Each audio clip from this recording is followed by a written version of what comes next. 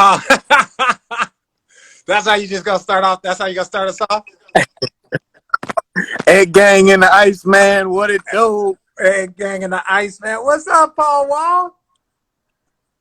What's up, Oh, man? What's going down, bro? I'm happy to be here with you, man, man. I'm such a big fan. Been a fan for a long time. Hold on, let me pull up my stuff. Yo, look at you, man. Like well, you got the beard now. You got the beard. You growing the beard in deep. Yeah, okay. Yeah, Yeah. I had to grow the full beard, man. Over quarantine, it got real thick. I was looking like Willie Nelson. I was Wally Nelson with the thick beard. I had to trim it down slightly, but I had to upgrade it from my old school, just my little chin strap. Okay. You know what Yeah, I'm saying? I I used to have the like, pencil joint, man. That was yeah, it, yeah, man. Come on, yeah, man, dog. So, yeah. man, look, it's the 15th anniversary. Paul Wall's a people champ, dog. Look, the Egg Gang is in the building. You see that, man. So, like, okay, you dropping a new album? Like, what's going on? Tell me about it. Like, dog, there's so much we're gonna get into, but like, tell me about this new album. What you've been working on? That's what I want to know about. Yeah, man. Right before COVID hit, man, I thinking back, you really think about, you really just it just soaks into you. You become appreciative of the things that we had that we took for granted that now are limited because of COVID. So, right before COVID hit, I went out to LA, Santa Monica, the Red Bull Studios, got down with the Red Bull Studio sessions. They filmed the whole thing as an episode coming out on their YouTube. It was a great experience, me working with some dope producers, dope writers, and we just really went in, locked in for about a week and a half straight, and just recorded a whole bunch of music that is coming out in a few weeks. It's called Okay, Subculture. no, that's dope. So I literally just saw something probably about 2 weeks ago, and it was like, who had the best verse on Still Tipping? Did you see? I know because it was trending. It was trending on Twitter. It was like I don't know how high it got, but it definitely got the top five on Twitter. And that's a, low key, man. Like if you're a part of the culture, that is one of the great songs of that era. So I got to ask you the question: who had the best verse?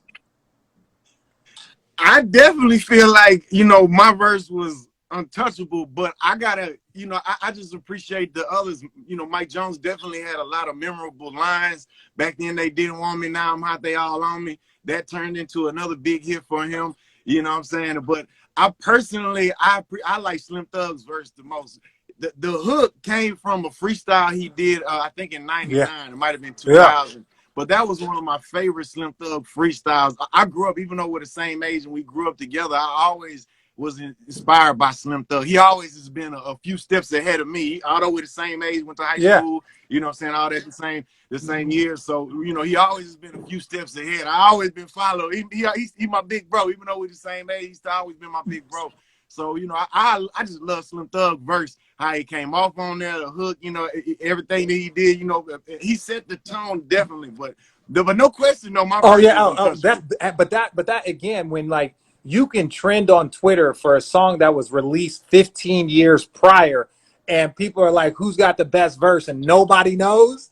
Nobody knows. Yeah. That lets you know how fire that joint was. Man, so what can we expect from your new album? Like, what are you working on? Do you like what's been kind of the path? Like, man, like this is a 15-year anniversary, man. This is a big album, man. What can we expect?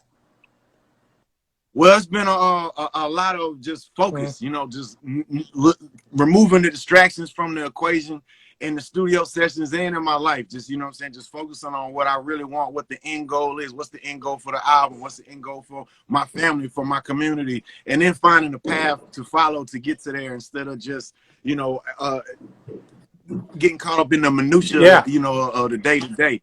And it's tough because there's so many distractions. There's a lot going on, just throughout our world. And there's a lot of different paths we can choose. And we can walk and chew gum, do multiple things at the same time. But definitely, man, it's been a removal of distractions for me, man. So with the album, it's just been a lot of excitement just internally with the camp, with everybody, just because we just so motivated with how jamming the music came out, just the results of the product of our hard work. And then the same likewise with my family, my wife doing her thing. She's a fitness instructor. She got her own dance thing. Shout out to Chris Wall. My kids, they getting ready to start school virtually here in Houston. You know what I'm saying? You So and then yeah, likewise you in the never leaving community. Houston, are you? You never leaving Houston. No, man. So I might travel out, here and there for a little while, but yeah, there's no place like no, no, home, no. man. That's dope, man. Like one thing that I want to talk about, man, is like you have, obviously if you listen to your music with the grills, then the music, but you're a businessman. Like you have taken these opportunities and these doors that the music opened up, and you have started multiple streams of income, which I think is, which is a great message to tell and to share. What are some of the business that you're interested in? I know you're in you had like mouth guards, you had, a cannabis company. Like there's so many things that you have been working on, which I think is a great message to tell people. It's like, man, use your original platform to open up doors for other opportunities.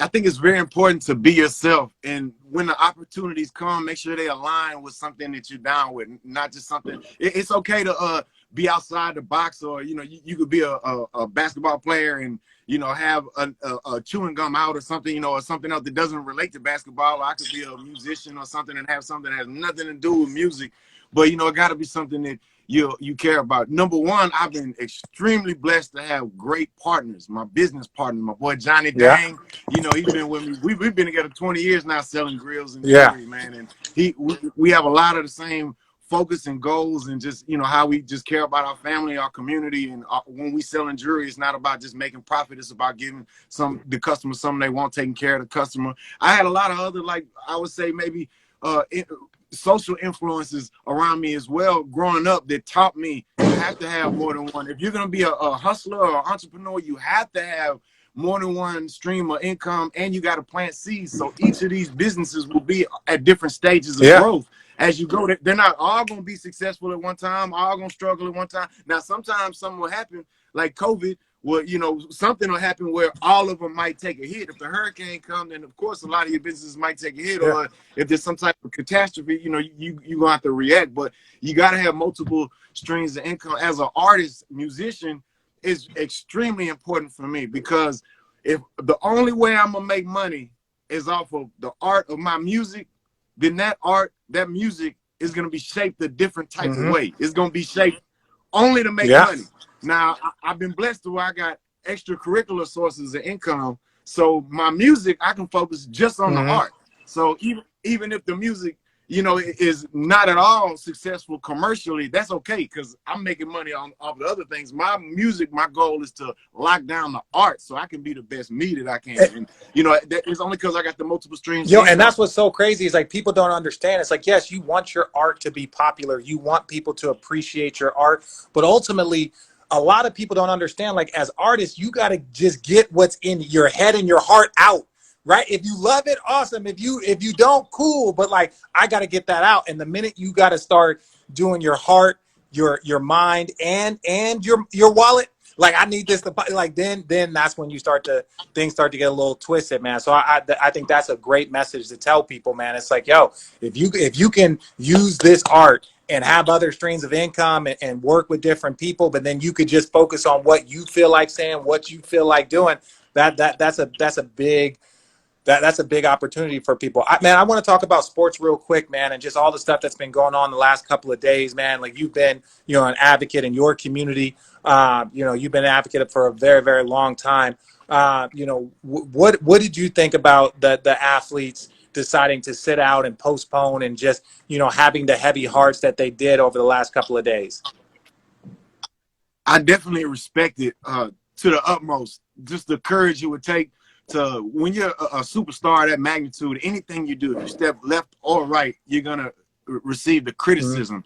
And when you take a step that's in a direction that's never been done before, you're gonna receive hyper criticism. Everything you do is gonna be hyper criticized.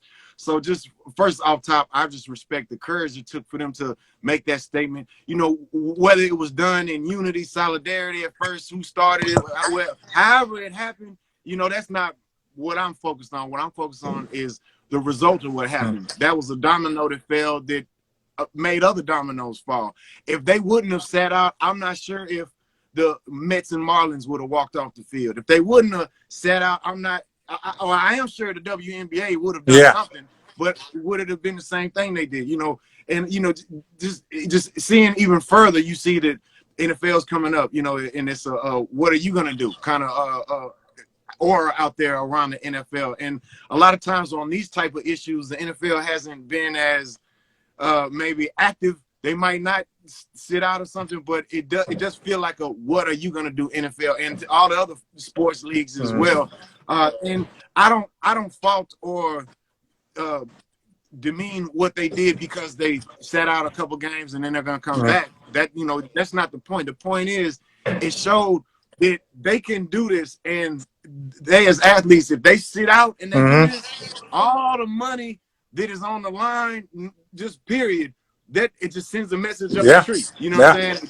That all the people, the owners, and you know, and at the end of the day, we all gotta ask, what can we do? You know, as a fan, I'm like, man, what can I do? I watch, you know, Kenny Smith walk off, you know, as a commentator, him walk off. You know, I got the utmost respect for him, you know, for doing that. So I'm like, well, as a fan, what can I do? You know, and you hear fans talk about, okay, yeah, we're gonna boycott the games too to send the message, this and that. I don't know if that's the right answer, but I don't know what the answer is. So anybody who's doing anything, making any type of choice to do some type of action this with the goal in mind to make some type of change, I got the utmost respect. Yeah, no, I respect that, man.